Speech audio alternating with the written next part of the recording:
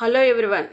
In this session, I am going to deal with the topics features of statistics, importance of statistics, functions of statistics, and limitations of statistics. Now, we will deal with features of statistics.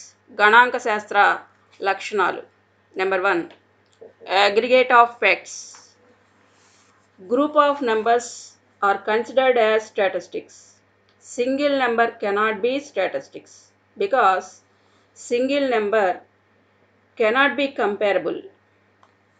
For example, in a college there are 1000 students. Though it is expressed numerically, it is not statistics because it is a single number. If we say in a college there are 300 commerce students, 400 science students, 300 art students, then this is called statistics. గణాంక శాస్త్రం ఎప్పుడు సమిష్టి విషయాల యథార్థతను లెక్కలోనికి తీసుకుంటుంది. ఒక single number statistics కాదు, ఎందుకంటే ఇది పోల్చడానికి వీలుండదు. కొన్ని అంకెల సమూహం స్టాటిస్టిక్స్ అవుతుంది. ఉదాహరణకి ఒక కాలేజీలో 1000 మంది విద్యార్థులు ఉన్నారు అని చెప్తే అది స్టాటిస్టిక్స్ కాదు. ఇది సంఖ్యాత్మకంగా చెప్పినప్పటికీ స్టాటిస్టిక్స్ కాదు. అదే ఒక కాలేజీలో 300 మంది కామర్స్ విద్యార్థులు, 400 మంది సైన్స్ విద్యార్థులు, 300 మంది ఆర్ట్స్ విద్యార్థులు ఉన్నారు అని చెప్పామనుకోండి, దాన్ని స్టాటిస్టిక్స్గా చెప్పచ్చు. Next point, numerically expressed. Statistics should be in numbers only. Qualitative expressions like high, low, good, pure are not statistics. Quantitative data, that is data expressed in numbers, is called statistics. For example, Sita is a clever girl. It is not statistics as it is expressed qualitatively. If it is expressed as Sita got 98% marks in BCom, then it is called statistics. గణాంకాలు అంకెలలో చెప్పాలి. గుణాత్మకంగా చెప్పినట్లయితే అది statistics కాదు. గుణాత్మకం అంటే ఎక్కువగా ఉంది, తక్కువగా ఉంది, మంచిగా ఉంది, చెడ్డగా ఉంది అని చెప్తే దాన్ని లెక్కించలేము. ఇది గుణాన్ని చెప్పడం అవుతుంది. ఉదాహరణకి సీత చాలా తెలివైన అమ్మాయి అని చెప్పామనుకోండి, అది గణాంకం కాదు. అదే సీతకు బీకాంలో 98% మార్కులు వచ్చాయి అని చెప్తే అది గణాంకం అవుతుంది. Next point, affected by multiplicity of causes. Statistics must be influenced by many factors but not only by a single factor.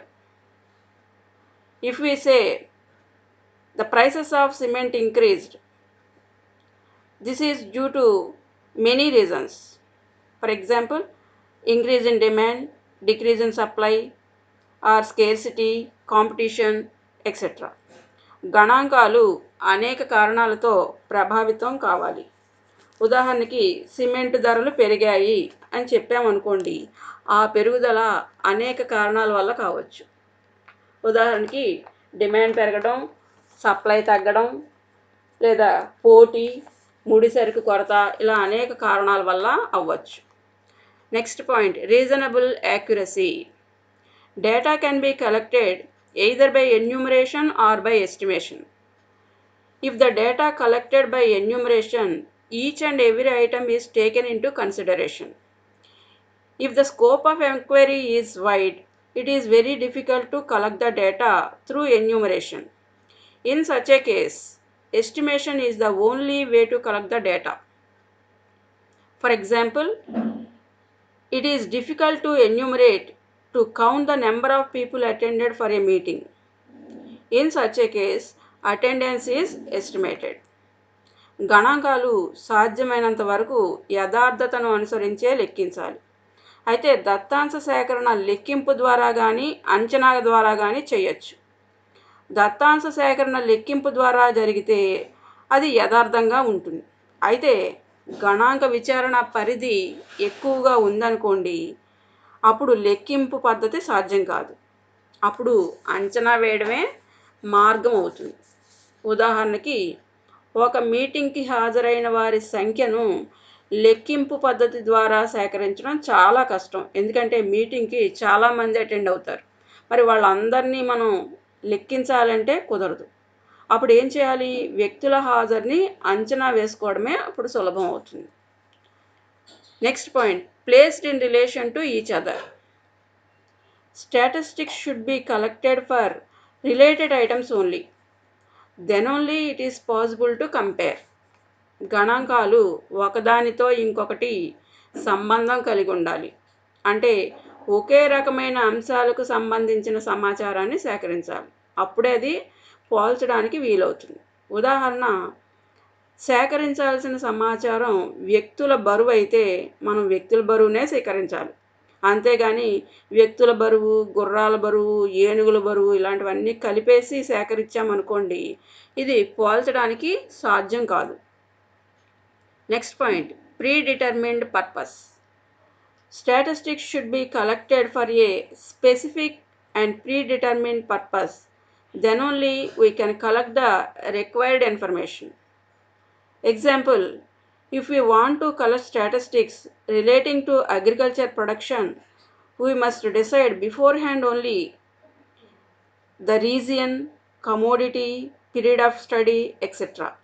గణాంకాలు పూర్వ నిర్ధారిత లక్ష్యంతో సేకరించాలి. అంటే ఏ ఉద్దేశంతో సేకరిస్తున్నామో ముందుగానే నిర్ణయించుకోవాలి. ఉదాహరణకి వ్యవసాయ ఉత్పత్తికి సంబంధించి గణాంకాలు సేకరిస్తున్నాం అనుకోండి, ముందుగానే మనం ఏం చేయాలి? ఏ ప్రాంతంలో గణాంకాలు సేకరించాలి, ఏ ఉత్పత్తి వస్తువు గురించి గణాంకాలు సేకరించాలి, ఏ కాలానికి సేకరించాలి అన్నది ముందుగానే నిర్ణయించుకోవాలి. Last one, collection in a systematic manner. The data collected should be in a systematic manner. Planning is essential for data collection. గణాంకాలు ఒక పద్ధతి ప్రకారం సేకరించాలి. అనగా ఒక ప్రణాళిక ప్రకారం సేకరించి విశ్లేషించుకోవాలి. హడావిడిగా, అనాలోచితంగా సేకరించకూడదు. Next topic, importance of statistics. గణాంక శాస్త్ర ప్రాముఖ్యత. It is very important for the following, that is the research, making decisions, formulating policies, industries, commerce, agriculture, education, planning, economics sectors. గణాంకాలు అన్ని రంగాల్లోనూ ప్రాముఖ్యత కలిగి ఉన్నాయి. అంటే రీసెర్చ్, నిర్ణయాలు తీసుకోవడం, విధానాల రూపకల్పన, పారిశ్రామిక రంగం, వాణిజ్యం, వ్యవసాయం, విద్య, ప్రణాళిక, ఆర్థిక రంగాల్లో దీనికి అధిక ప్రాముఖ్యత ఉంది. అంటే ఇప్పుడు ప్రస్తుత కాలంలో గణాంకాలు సేకరించినటువంటి రంగం అంటూ ఏదీ లేదు అసలు. Next topic, functions of statistics. గణాంక శాస్త్ర విధులు. First one, to simplify complex data. స్థూల దత్తాంశాన్ని గణాంక శాస్త్రం సూక్ష్మీకరిస్తుంది. అనేక గణాంక పద్ధతులను ఉపయోగించి దత్తాంశాన్ని అర్థం చేసుకునేలాగా సూక్ష్మీకరిస్తుంది. అంటే దత్తాంశం చాలా వాస్ట్గా, పెద్దదిగా ఉందనుకోండి, అప్పుడు దత్తాంశాన్ని గణాంక పద్ధతుల ద్వారా చిన్నదిగా అంటే సూక్ష్మీకరిస్తుంది. Next point, to provide comparative study. గణాంక శాస్త్రం పోల్చడానికి వీలు కల్పిస్తుంది. అంటే రెండు లేదా అంతకంటే ఎక్కువ అంశాల మధ్య పోలిక చెప్పడానికి ఇది సహకరిస్తుంది. Next point, to study relationship between different facts. వివిధ అంశాల మధ్య సంబంధాన్ని ఇది అధ్యయనం చేస్తుంది.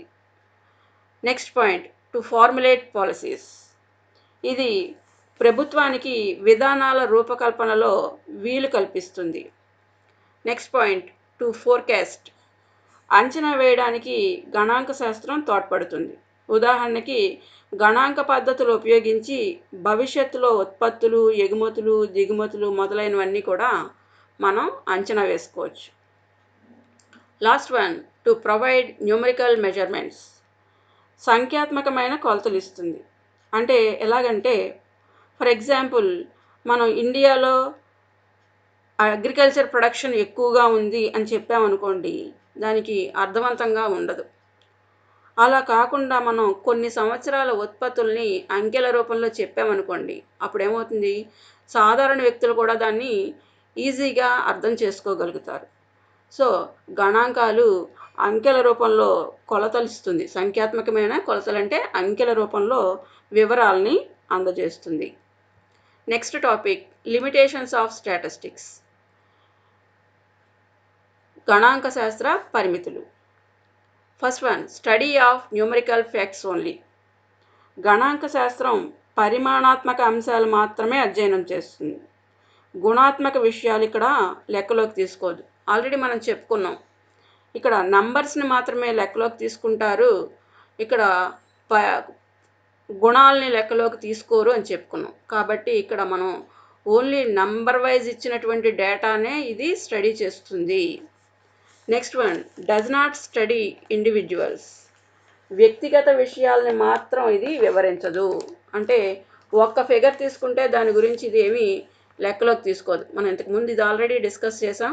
సింగిల్ ఫిగర్ తీసుకుంటే దాన్ని ఏమి మనం గణాంక శాస్త్రం అనము, సామూహికంగానే గ్రూప్గానే తీసుకోవాలని చెప్పుకున్నాం. సో ఇది వ్యక్తిగత విషయాల్ని వివరించదు. సామూహిక లక్షణాలు ఉన్నటువంటి వాటి సమస్యలను మాత్రమే ఇది పరిష్కరిస్తుంది.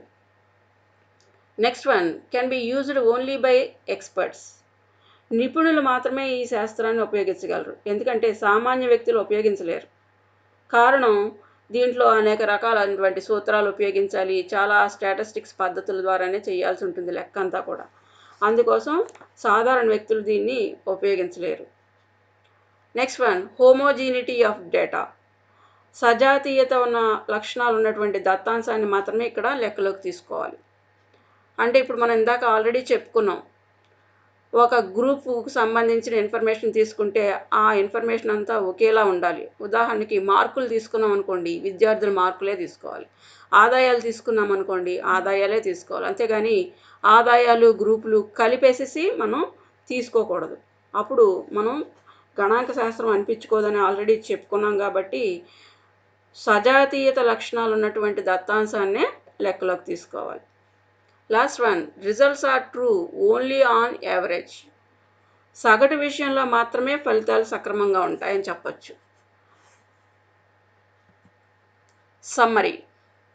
Statistics means collection, presentation, analysis and interpretation of numerical data. All statistics are data, but all data are not statistics. Characteristics of statistics. Aggregate of facts which are expressed in numbers affected by multiplicity of causes and accurate, comparable and placed in relation to each other, which are collected for predetermined purpose. Importance of statistics. It is important in almost all the sectors like industry, commerce, agriculture, etc. Functions of statistics. Simplifies the complex data, comparative study, formulating policies, forecasting, numerical measurements, etc. Limitations of statistics. Study in numerical facts only, does not study individuals, used by experts only, homogeneous data, true only on averages. సారాంశం. దత్తాంశ సేకరణ, సమర్పణ, విశ్లేషణ మరియు విపులీకరణే గణాంక శాస్త్రం. అన్ని గణాంకాలు దత్తాంశాలు, కానీ అన్ని దత్తాంశాలు గణాంకాలు కావు. గణాంక శాస్త్ర లక్షణాలు. గణాంక శాస్త్రం సమిష్టి విషయాల సగటులు, ఇది అంకెలలోనే చెప్పాలి. గణాంక శాస్త్రం అనేక కారణాలతో ప్రభావితం కావాలి. గణాంకాలు యథార్థంగా లెక్కించాలి. గణాంకాలు ఒకదానితో ఇంకొకటి సంబంధం కలిగి పోల్చడానికి వీలుండాలి. ఇవి పూర్వ నిర్ధారిత లక్ష్యం కోసం సేకరించాలి. గణాంక శాస్త్ర ప్రాముఖ్యత. గణాంక శాస్త్రం పారిశ్రామిక, వాణిజ్య, వ్యవసాయ రంగాలన్నింటిలోనూ ఇది అభివృద్ధి చెందింది. గణాంక శాస్త్ర విధులు స్థూల దత్తాంశాన్ని సూక్ష్మీకరిస్తుంది. గణాంక శాస్త్రం పోల్చడానికి వీలు కల్పిస్తుంది. ఇది అంచనా వేయడానికి సహకరిస్తుంది. సంఖ్యాత్మకమైనటువంటి కొలతలు ఇస్తుంది. మొదలైనవన్నీ కూడా గణాంక శాస్త్ర విధులుగా చెప్పచ్చు. గణాంక శాస్త్ర పరిమితులు పరిమాణాత్మక అంశాలను ఇది లెక్కలోకి తీసుకుంటుంది. గుణాత్మక విషయాల్ని తీసుకోదు. వ్యక్తిగత విషయాలను ఇది వివరించదు. నిపుణులు మాత్రమే దీన్ని ఉపయోగించగలరు. సజాతీయ దత్తాంశాన్ని మాత్రమే ఇది లెక్కలోనికి తీసుకుంటుంది. Now the assignment. Define statistics. గణాంక శాస్త్రాన్ని నిర్వచింపుము. Explain characteristics of statistics. గణాంక శాస్త్ర లక్షణాలను వివరింపుము. Explain the importance of statistics. గణాంక శాస్త్ర ప్రాముఖ్యతను వివరింపుము. Explain the functions and limitations of statistics. గణాంక శాస్త్ర విధులు మరియు పరిమితులను వివరింపుము. Now this is the end of the session. Thank you.